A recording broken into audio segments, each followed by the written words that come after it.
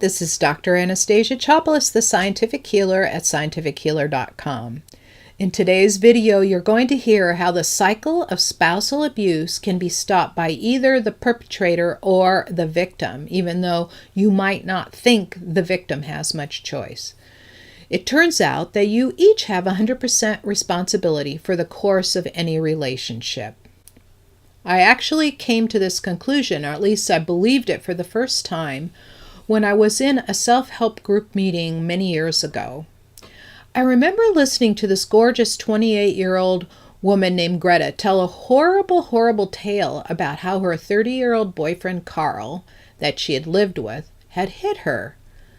As she told her long story, we sat there mesmerized by it because it was a story of on-again, off-again romance with highs and lows. It sounded just like a movie, but it was real. And the thing is that they both worked and were financially independent. So it wasn't like, she needed to live there or she needed to be around him. And what would happen is that when Carl was tired, he'd come home from work, he would be angry, he'd have a beer, he'd get even angrier. And after about 6 months of them living together, he hit her one night, and it really shocked her. So she left the apartment in a big hurry, and she went and stayed with a friend until she could find something.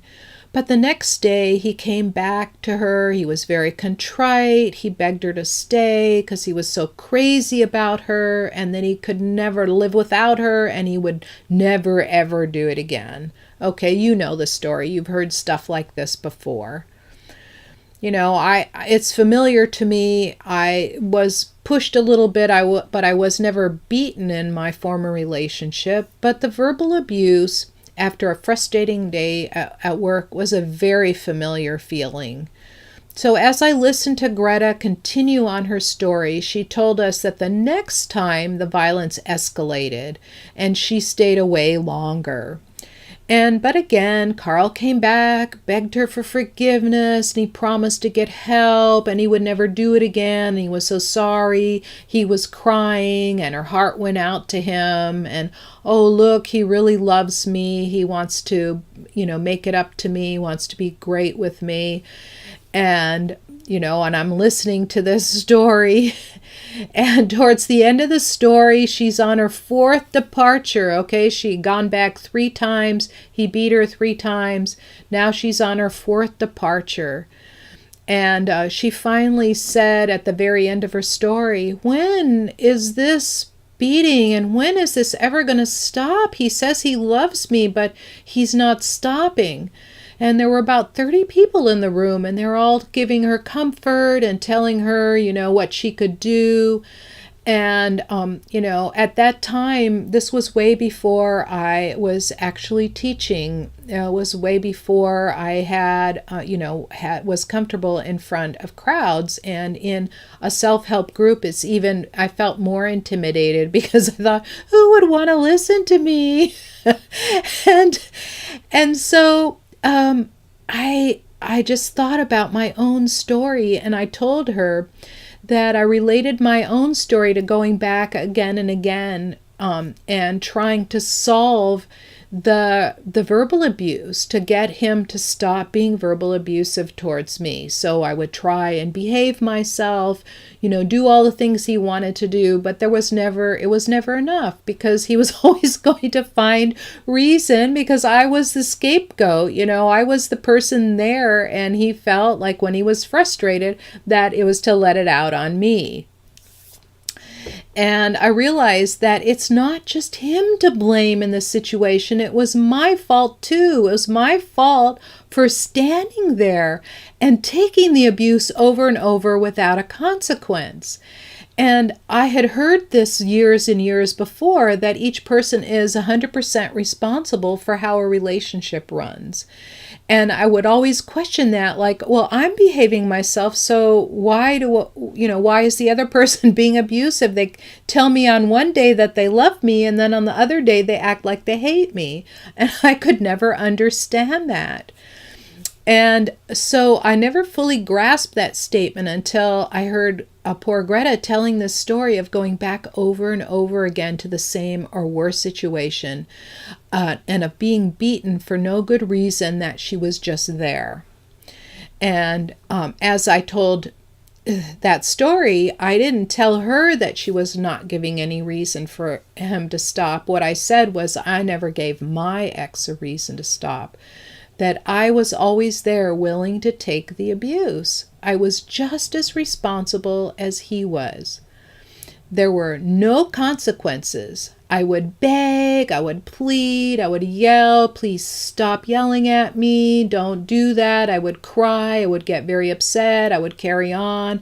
Sometimes I'd yell back. Of course, that doesn't help, ever. And it never really helped. And it wasn't until I removed myself from the situation and said no more abuse. And I didn't do it loudly. I just got up and I left and I said, I'm not going to listen to it anymore. And when I finished telling that story to this room of 30 people, everybody was quiet for a few moments. They listened to me because they had never heard anybody ever say that, because they always thought that the victim was the victim. And there's always something that I also say all the time, that when someone claims to be the victim, they're usually the victimizer. I never claimed to be the victim. I just didn't want to be abused, and I thought that I could control the situation. And the thing is that you can't control the situation. You can't control the behavior of the other person. They are not anything for you to control, because you're being just as bad as they are by being manipulative. So I always would think, if I just cooked the dinner just right, or if I just, put the clothes all away just right, or if I just did whatever just right, it didn't matter. There was always some sort of, anything, some people can find fault with anything. And so I finally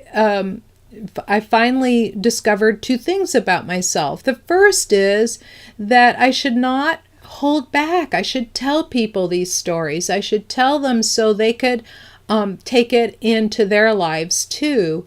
And I heard all of the people in the room really, really grateful. They all thanked me as they left. They all thanked me for sharing that story and how important it was. And the other thing is that to never stand and take abuse, that the loss of the relationship is of little consequence compared to the loss of my health and happiness, and that I count and so do you. And at that time, I didn't have the energetic tools for helping me and you get the help you need to stop doing the same things over and over.